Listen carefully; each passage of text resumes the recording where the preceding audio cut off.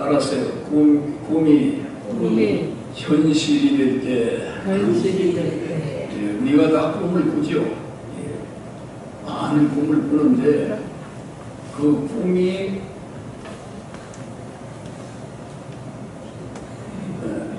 현실이 돼야 된단 말이에요. 현실이. 그 꿈이 현실이 될 때 정말 기쁘겠죠.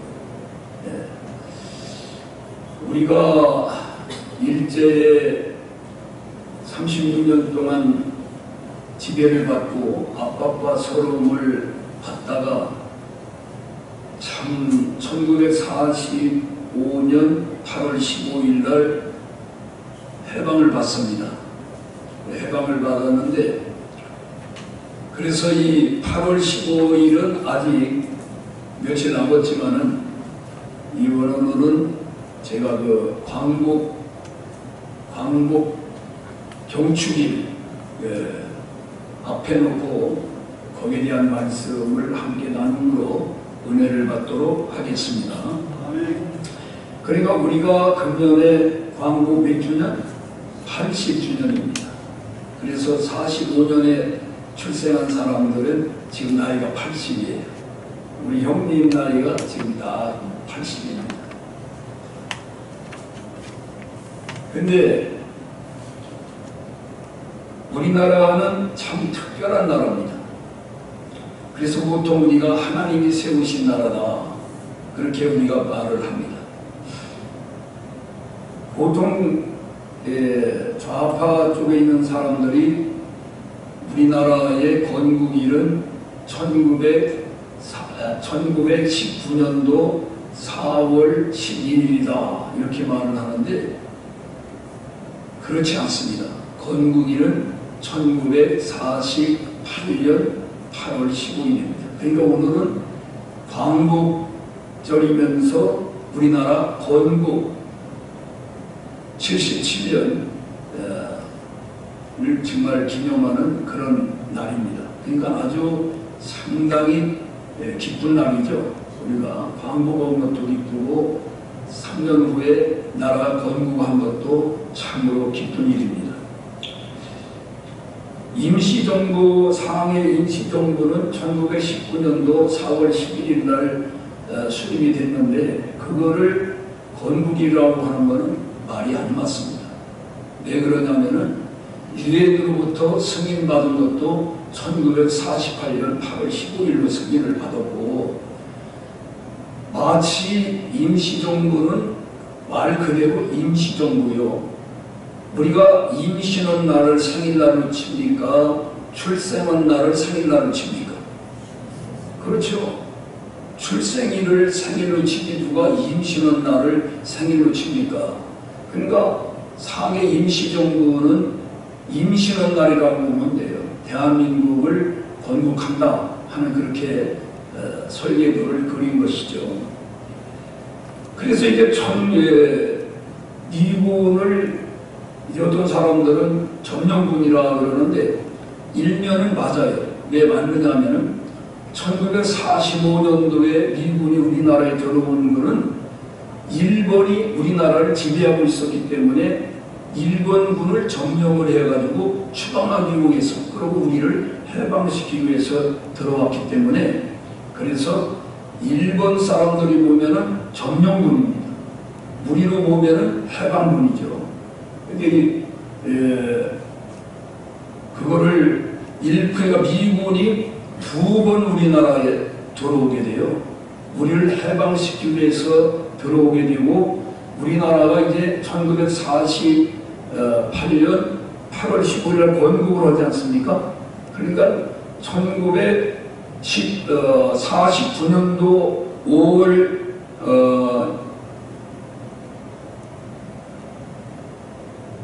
49년도에 미군이 자기 나라로 다 돌아가요.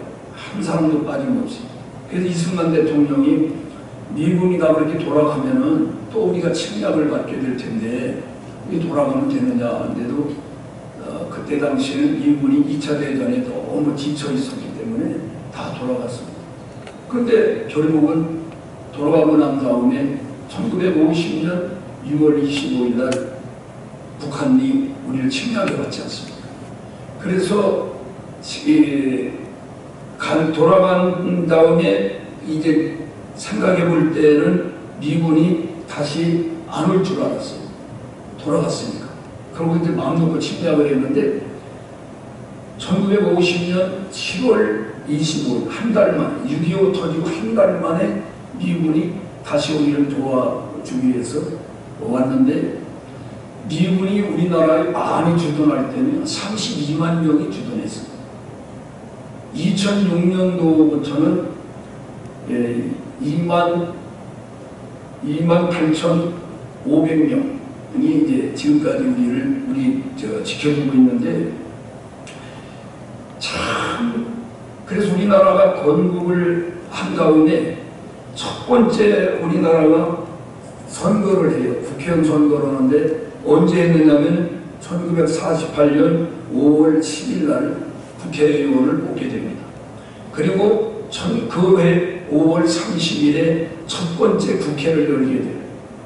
국회를 열어가지고 이승만 대통령이 그때 대통령이 아니고 국회 임시의장으로 뽑혀가지고 사회를 보게 됩니다. 왜 임시의장이 됐냐면은 나이가 제일 많았다고 그래요. 이승만. 그래가지고 사회를 볼 때 나가서 뭐라고 그랬냐면은 우리나라가 일본에 30년 동안 이렇게 나라를 뺏기고 아빠가 서론 속에 있다가 해방된 것만도 너무 감사한데 대한민국을 건국을 하고서 이렇게 국회를 열게 되었으니 얼마나 감사하냐. 어찌 우리가 하나님께 감사기도를 올리지 않을 수가 있겠느냐. 거기는 국회의원 가면 불교인도 있고 천도교인도 있고 여러 사람들 있는데 우리 다 같이 일어나서 하나님께 감사기도를 올리자. 회의를 하기 전에 먼저 기도를 한 거예요.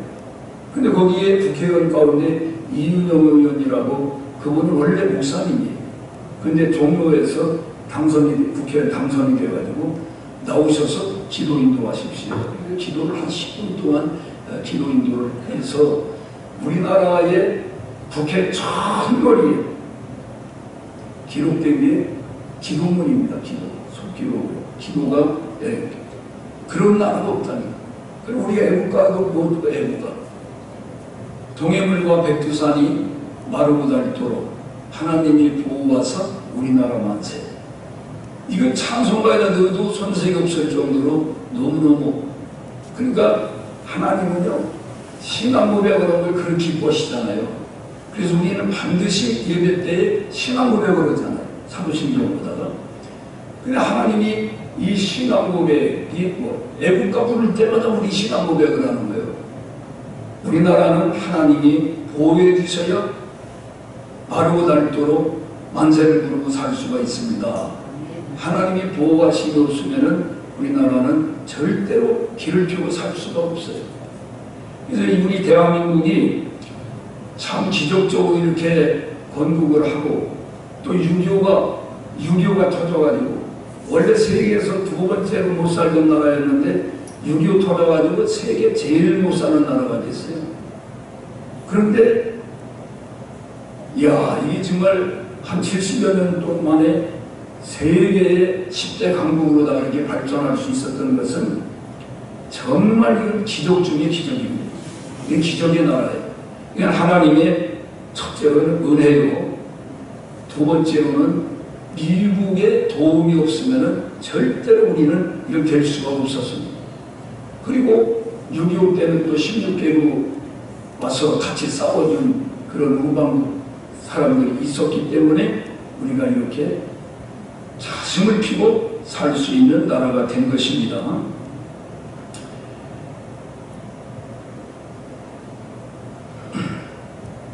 그래서 이 우리나라가 북한 오고 두동강이 나가지고서 같이 출발을 했는데 지금 북한은 굶어 죽는 사람이 그렇게 많고 고위층도 지금은 탈북을 할 수 없도록 전부 철조망을 전 국토에 쳐가지고 아니 전기를 불도 못 밝히는 사람들이 거기다가는 고압 전기를 갖다가 24시간 돌아가게 해가지고 도저히 탈북할 수 없는 그런 아주 세상에서 지상 지옥이 있다 그러면 바로 북한이 지옥이라고 말할 수 있어요.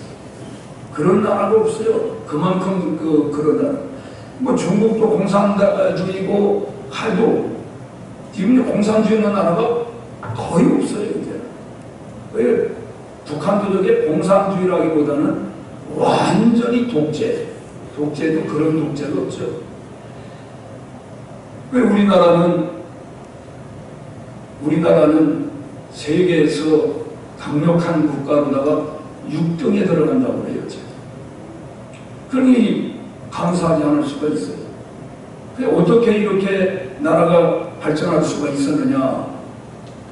저는 첫째로는 자유민주주의 체제를 선택했기 때문이다. 자유민주주의. 이 자유민주주의를 선택한 나라가 다 발전하는 거예요. 그러니까 얼마든지 자유롭게 서로가 경쟁도 하고 이렇게 해야만이 발전을 하는데 완전히 통제를 해가지고 그러면은 발전할 수가 없죠. 두 번째로는 농지개혁을 빨리 했기 때문이에요. 이승만 대통령이 보니까 자유민주주의를 하려고 그러면은 근데 이게 지주들이 전부 지주가 땅을 다 밑사람이 다 차지하고서 사람들에게 소작을 줘서 그 소작료가 농사져가지고 50% 내지 악독한 지주는 70%까지를 받아갔다는 거예요. 그러니까 얼마나 이 마음속에 분화통이 터지고 원망이 생기겠어요. 그래서 이 농지개혁을 하는데 세계에서 우리나라처럼 성공한 나라가 없어요. 다른 나라도 다 그걸 시도했지만은 성공하지 못했어요. 그래서 우리나라가 최고의 모델입니다. 샘플이에요. 어떻게 했느냐 하면은 소작료를 1년에 50%를 농사져가지고 100이면 반을 갖다가 준단 말이에요. 근데 이거를 5년에 걸쳐가지고 30%씩 지주에게 주는 게 아니라 그거를 국가에서 먼저 유가 정권으로다가 지주에게 주고 그리고 국가에다가 5년에 걸쳐서 30%씩을 내면은 그 땅이 완전히 자기 땅이 되는 거예요. 그러니까 소작료보다도 사실 더 적게 내면서도 자기 땅을 소유하고 그러니까 지주들이 반발도 참 심했지만은 그러나 이승만 대통령이 카리스마가 상당했기 때문에 그걸 다 누르고 아주 이 농지개혁에 크게 성공을 하게 된 겁니다. 6.25가 언제 터졌어요? 1950년 6월 25일 날 6.25가 터졌죠. 근데 1948년도에 농지개혁을 시작을 해가지고 언제 끝냈느냐 하면 1950년 4월 달에 끝났어요. 그러니까 그리고 2달 후에 6.25가 터졌는데 만약에 그 농지개혁을 하지 않았다고 그러면은 공산주의는 뭐예요? 배경 없는 사회, 평등 사회. 그러니까 이 땅을 북한에 원래 처음에는 다 분배를 먼저 나눠줬거든요. 그러니까 남한은 그때 당시에 그들이 생각할 때 지주들이 땅을 갖고 있으니까 아주 마음속에 원한이 차졌단 말이에요. 그래서 6.25를 일으키면은 쉽게 이길 수 있다 이렇게 생각했는데 다 자기 땅 주인이 되고 나니까 이 사람들이 이제는 아주 땅에 대한 애착이 생겼죠. 나라에 대한 그런 애정이 생겼기 때문에 목숨을 걸고 나가서 다 싸우게 됐다. 그래서 공산화될 가능성이 있었는데 공산화를 막아낸 것이 이 농지개혁을 잘했기 때문이다. 그렇게 학자들이 주장을 합니다. 세 번째로는 한미동맹이에요. 미국은 그때 또 세계에서 최고 강대국이고 우리나라는 최고 약소국가인데 상호 서로가 이렇게 미국이 문제가 있으면 우리가 같이 싸워주고 우리가 있으면 미국 우리는 그럴 힘이 없는데도 한미동맹을 맺어가지고 그때부터 미군이 우리를 땅을 지키면서 주둔했기 때문에 5년 걸려다가 우리나라에 전쟁이 자꾸 큰 전쟁이 일어났었는데 70년이 지나도 전쟁이 6.25 이후로는 안 일어나는 이유가 미군이 우리를 지키고 있기 때문입니다. 그것에 대해서 우리는 항상 고마운 마음을 가져야 돼요. 그러니까 미군이 지켜주기 때문에 국방비를 많이 쓰지 않아도 미군이 지키고 있으니까 그걸 우리가 나라 발전하는데 그걸 상상적인 그런 경제적인 투자해가지고 그걸 다 쓰니까 나라가 빨리 발전하는데 큰 역할을 하게 된 것입니다.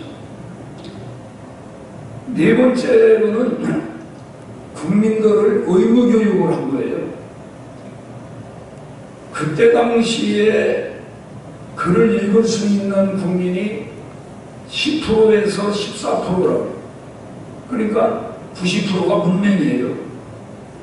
이게 책을 놓고 보면은 까만 걸 글씨고 하얀 거는 종이인 건 알겠는데 무슨 뜻인지를 모르는 거예요. 그래서 의무교육을 해가지고 전부 우리가 보다가 그 어려운 가운데도 전쟁 시에서도 하던 학교를 운영해 그 전쟁을 하면서 그러니까 이승만 대통령이 미국에서 공부를 많이 한 분이기 때문에 한학도만이 했지만은 미국에 와가지고 조지 워싱턴 대학에서 학사학위를 받고 하버드 대학에서 석사학위를 받고 프린스턴 대학에서 박사학위를 받았어요. 그 공부를 그분 아주 교육에 대해서 굉장한 관심이 많고 교육력이 대단했습니다. 그래서 늦게 고등공민학교라는 거 들어보셨어요? 우리 그때 뭐 공민학교가 있어가지고 제 나이 때 공부를 그 학교 못 들어간 사람들을 따로 공부하는 그런 기회도 주게 되고 하여튼 이 모양 저 모양으로다가 다 국민들을 문맹을 일깨우는 그런 일을 해가지고 세계에서 우리나라만큼 문맹률이 기어는 나라는 없을 거예요. 지금 막 글 벌리는 사람이 있습니까? 없잖아요. 그러니까 나라가 발전하는데 큰 역할을 하게 된 겁니다. 다섯 번째로는 이 이승만 대통령이 우리나라를 기독교 국가로다가 세우려고 그런 거예요. 왜냐하면 미국을 보니까 완전히 그 기독교 정신, 기독교 국가로다가 그러니까 이렇게 발전하고 복을 받는구나. 그래서 모든 제도를 미국 거를 도입해서 한 겁니다. 그래서 군대에 군목제도를 만들었죠. 군대에 국가에서 월급 주면서 목사님들을 파송해가지고 군인들을 신앙을 전력화하는데 역할을 하게 하고 복음화하는데 그 이승만 대통령은 원래 우리 국민이 100만 명 기독교 신자 100만 명을 위해서 그렇게 기도하고 소원을 했는데 그분이 돌아가신 때에 그 기도가 이루어져서 100만 명이 됐다는 겁니다. 군목제도뿐만 아니라 또 교목제도가 있어요. 그래가지고 학교에 목사님들이 교목, 그래서 예배를 드리고 성경을 가르치고 이렇게 하는 교목. 또 서울대 앞도 서울대 병원 보니까 그 바로 입구에 교회를 지었더라. 서울대 병원 교회를 지어가지고 있는데 웬만한 교회는 다 원목식이 있어가지고 목사님들이 그 환자들을 위해서 기도해주고 복음을 예배를 인도하는 그런 일을 하고 있어요. 저는 군목은 아니었지만은 향목은 향목 아시죠? 몰라? 향목이라는 거는 예비군들을 위한 목사야. 향토 예비군을. 그래서 그거를 제가 강동구에서 향목위원장을 하다가 그 다음에 서울시 연합회의 연합회장도 하게 됐는데 그때는 아주 향목제도가 그래서 군대들 예비군 훈련 받으러 나오면은 우리들이 늘 가서 정신교육을 가서 1시간씩 강의를 하는 그런 제도가 있었어요. 내가 저 내곡동 우리 소장모님 거가 예비군 훈련 받아보신 분 있어요? 저 내곡동에 가서 이제 거기 가가지고서 예, 정신교육 강의를 상당히 많이 했습니다. 그거를. 그러니까 또 예수 믿는 사람이 회사를 세우면은 회사에 또 사목을 만들어가지고 또 사원들 예배드리고, 특별히 그저 린나이 같은 거, 린나이, 가스 렌지 좀 만들어내는. 거기 그 장로님이 그 회사의 회장인데 전 직원이 월요일이면은 다 모여서, 월요일이 좀 화요일인지는 지금 내가 생각이 잘 안 나는데, 거기 가서 몇 번 설교한 적이 있는데 전 교인이 모여서 사원들이 나와 예배를 드리고. 근데 그 예배를 드려보니까 결과가 어떻게 나타나느냐, 그 예배를 드리기 전과 예배를 전 사원들이 예배를 드리고 난 다음에 보니까, 연말에 따져보니까 사고라든지 모든 것이 훨씬 더 손실이 줄어들고 오히려 더 회사가 건강하고 잘 됐다, 플러스가 됐다는 그런 얘기를 들어본 일이 있습니다. 자, 그러면 오늘 읽은 말씀으로 한번 돌아가 보겠습니다. 시편 126편 1절 같이 읽어보겠습니다. 여호와께서 시온의 포로를 돌려보내실 때에 우리는 꿈꾸는 것 같았도다. 그러니까 이스라엘 백성들은 우리하고 좀 비슷한 면이 참 많아요. 사람들 바벨론 나라의 포로로 잡혀가가지고 70년 동안을 노예 생활을 하다가 하나님이 고레스왕을 마음을 감동시켜가지고 어느 날 이스라엘 백성들은 다 본국으로 돌아가라, 이렇게 포부령을 내렸어요. 그러니까 야, 이게 꿈이야 생시야? 꿈이야 생시인가 어떻게 하면 알 수 있을까? 꼬집고 보나 다리를 확 꼬집고 아프면은 생시야. 야, 이게 꿈이냐 생시냐? 그래가지고 너무너무 아주 마음이 기뻤던 겁니다. 그러니까 하나님이 돌리려면은 김정은이 마음도 저 강팍한 마음을 확 돌리면은 하루아침에 우리가 통일될 수가 있어요. 이거는 하나님이 하시는 일이라니까, 하나님이 하실 수 있는 일이에요. 그리고 아무리 핵폭탄 많이 만들어놔도 그거 하나님 못 쓰게 하면 하나도 못 쓰는 거예요. 그러니까 우리가 뭘 해야 되겠어요? 기도를 해야 되겠죠. 하나님 마음을 움직이시도록 우리는 하나님을 위해서 간절히 기도해야 되겠습니다. 자, 2절 같이 읽어보겠습니다. 2절. 그때에 언제 이 꿈 같은 일이 돌아와, 그때에 우리 입에는 웃음이 가득하고, 웃음이 가득할 수밖에 없지. 이게 꿈이 아니고 현실인 걸 알았으니까 우리 입에는 찬양이 찼었다. 그렇죠. 우리가 좋은 일이 있을 때 하나님을 찬양해야죠. 자기들끼리만 막 좋아하고 그냥 하면 안 돼요. 하나님을 찬양하고 하나님을 높이는 날이 돼야 된다. 그래야 그 다음에 그때 문나라 가운데 여러 이제 주변에 있는 나라들이 말하기를, 야, 여호와께서 그들을 위하여 큰 일을 행하셨구나.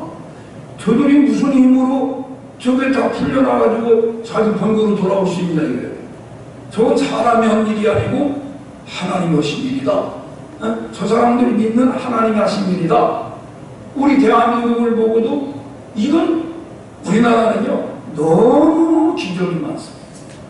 사람을 풀어갈 수 없는 그런 기적이 하나님이 하시는 일이에요. 하나님이 하셨습니다. 그때 문나라 사람들이 말하기를 여호와께서 큰 일을 행하셨도다. 우리를 그들을 위해 큰 일을 행하셨도다. 또 그 다음에 여호와께서 우리를 위하여 큰 일을 행하셨으니 이제 우리가 뭐 해야 돼요? 기쁘도다. 나는 기뻐이요 정말 기뻐이요 주의 사랑 기쁨 내 맘에 나는 기뻐이요. 이 기뻐요. 기뻐할 때 기뻐하지 않는 것도 그 문제라고요. 웃어야 할 자리에 웃지도 않고 그냥 심각하게 있는 것도 그게 문제라고 해요. 예? 웃음 얘기하면 웃고 슬픈 얘기하면 울고 그래 우리가 정서적으로 감정이 건강해야 됩니다. 이 마음이 배에 꼬이면은 절대로 아무리 기뻐할 때 기뻐하지 못해. 웃을 때 웃지를 못해. 뭐라고 하냐? 저것들은 뭐가 좋았어 저 지랄하고 지랄이야. 저는 왜 안 웃고 지랄이야? 그러니까 네 마음이 꼬이는 것 아니야. 그 건강한 마음은 웃기를 잘해. 웃기를 잘해야 돼. 아니 웃으면 다 복이 오는 거야. 소유만동내라. 웃음을 가진 사람에게 복이 만 가지 복이 임하는 거예요. 맨날 뭐 생각하는 노댐처럼 그냥 심각하게 땅만 쳐다보고 돌아다니고 그러면은 복이 오다가도 웃는 사람한테 간다니까. 그러니까 오늘 우리는 순수한 마음을 가질 필요가 있습니다. 3절 읽어보세요. 3절. 자, 여호와께서 우리를 위하여 큰 일을 행하셨으니 우리는 기쁘도다. 정말 기쁘도다. 오늘 이게 정말 우리나라 그때 얼마나 기뻤겠어요. 그냥 우리나라 국민이 얘기만 하면 알고 모르고 상관없고 여자고 남자도 상관없고 너 나이도 상관없어. 그냥 붙들고 막 벙벙 뛰는 거야. 좋아서.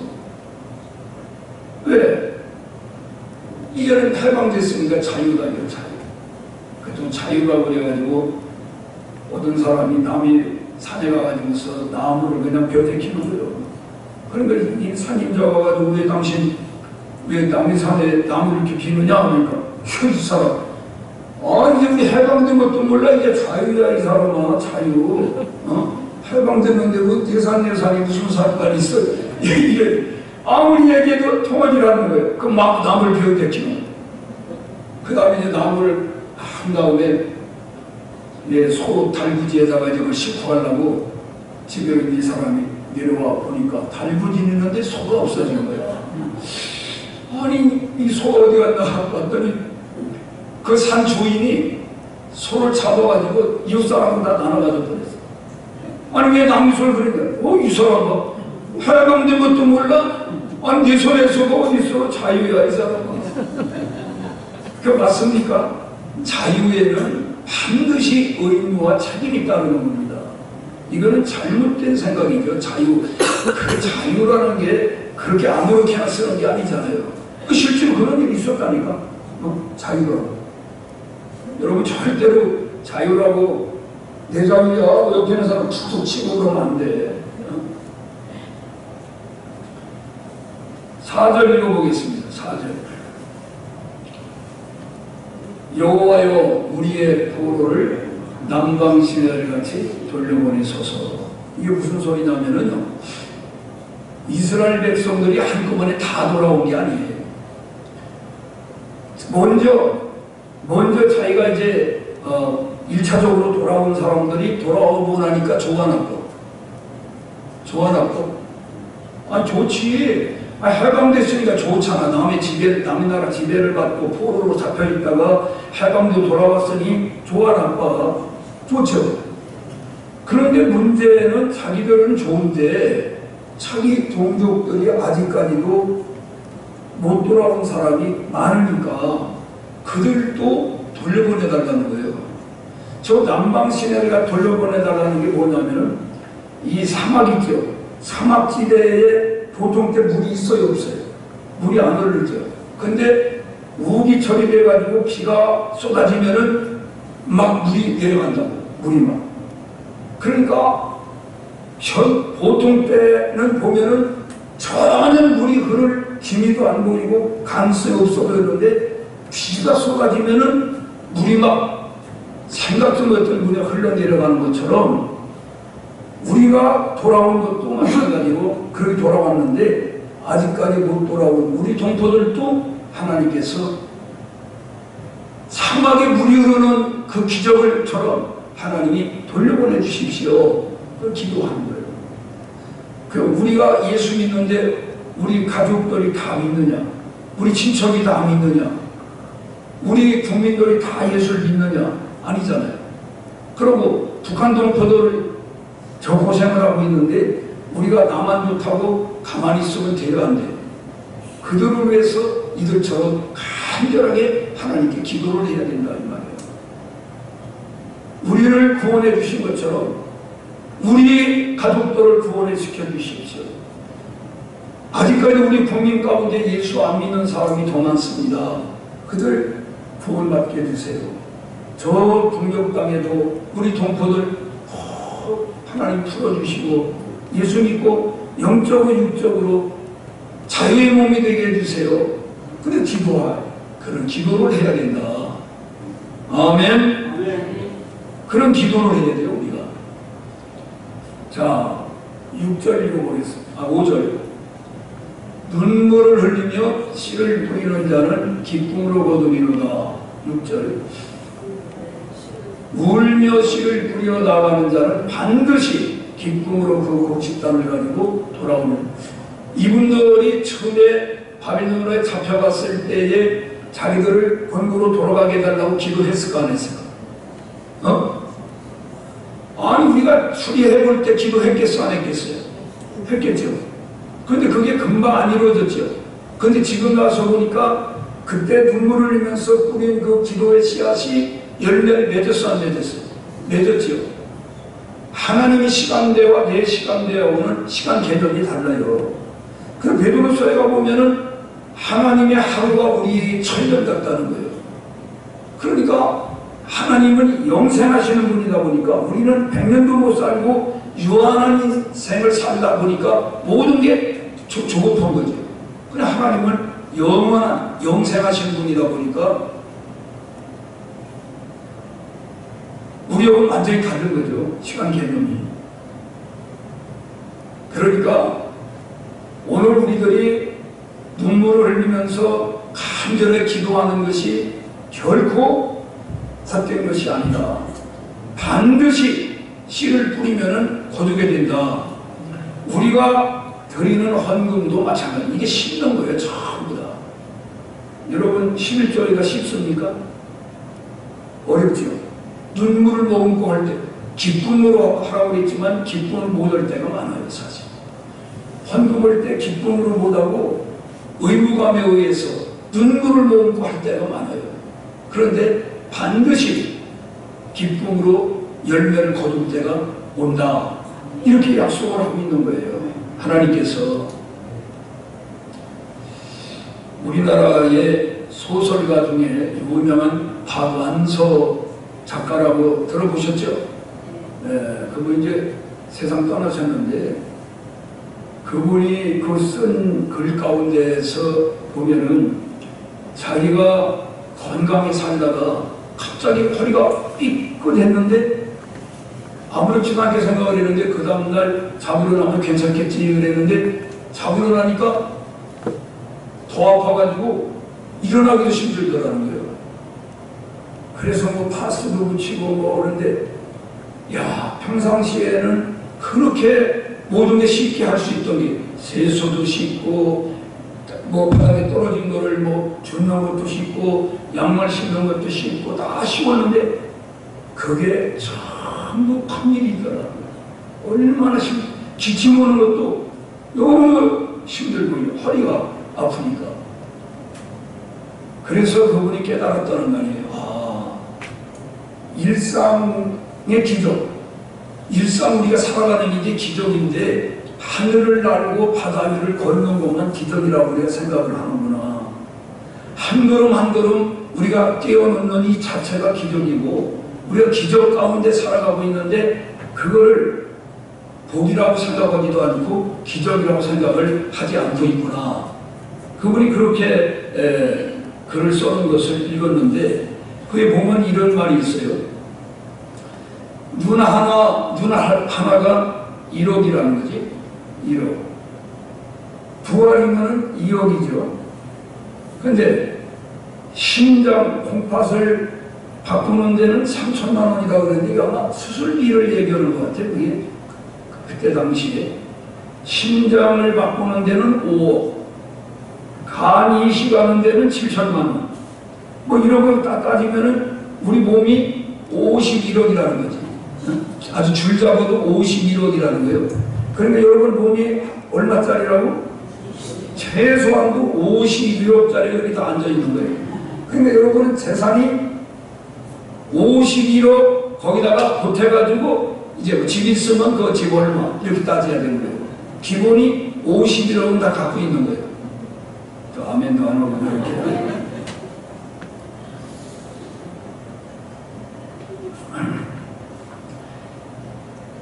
네, 우리가 교통사고 난다든지 무슨 하면은 앰뷸런스 타고 가죠.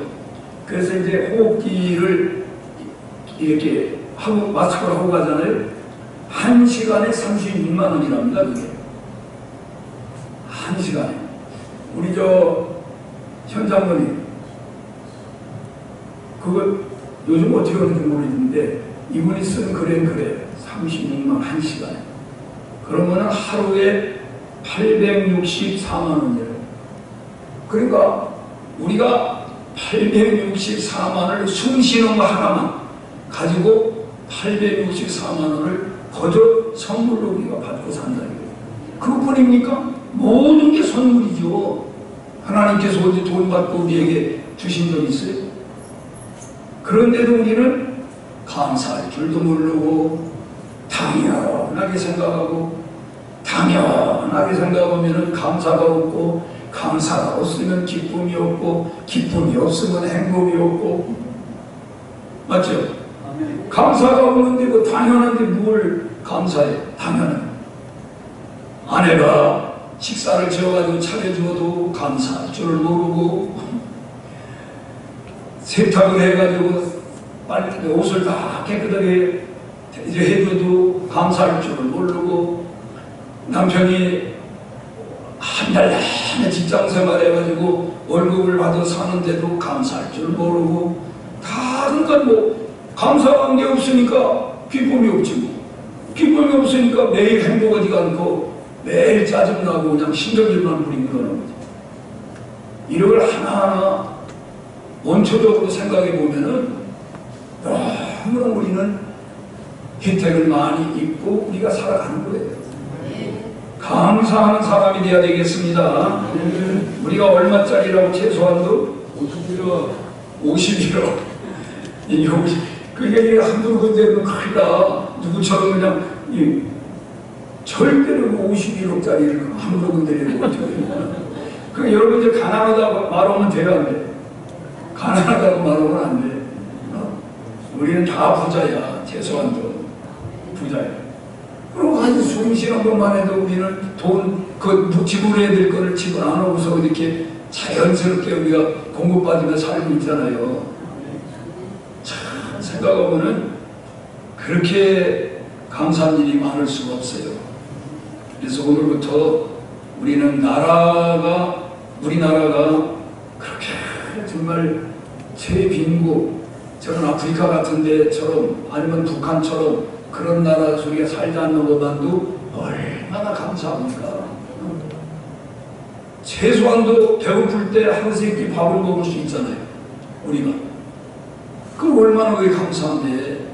먹을 게 없어봐. 배는 고픈데 어떻게 할 거야? 우리 다 어렸을 때 그렇게 살아왔어요. 이 우리나라가 이렇게 풍요해진 것이 몇 년 안 됩니다. 실제로 따지면. 흥청망청 너무 우리가 그렇게 낭비하고 그런 건 안 돼요. 우리 교회에 보면은 그 종이컵, 우리 스테인리스 컵도 있고 다 컵이 있는데도 쉽게 그냥 종이컵을 가지고 그렇게 쓰면 그거 안 되는 거예요. 자연도 망치고 그 종이컵 쓰지 말고 아유 저 컵 있잖아. 스테인리스로다가 녹도 안 쓰는 좋은 컵인데 닳지도 않고 그런 컵으로 물 마시고 이 작은 것서부터 우리가 아끼고 전략하고 검소하게 사는 그런 습관을 기를 필요가 있습니다. 기도하겠습니다. 하나님 아버지 감사합니다. 우리가 남의 나라의 지배를 받던 나라인데 하나님께서 우리의 힘이 아니고 하나님의 은혜로 하나님의 미국을 통해서 우리를 해방과 자유를 주셨습니다. 짧은 기간 내에 우리 이렇게 발전하고 성장하고 세계 열강들과 어깨를 나란히 할 수 있는 그런 멋진 나라로 세워주신 것 감사합니다. 절대로 이 나라를 망가뜨리는 일 하지 않게 도와주시고 더 부강한 나라로 더 좋은 나라로 만들어서 우리 후손들에게 물려줄 수 있게 하여 주시옵소서. 예수님의 이름으로 기도합나이다. 아멘.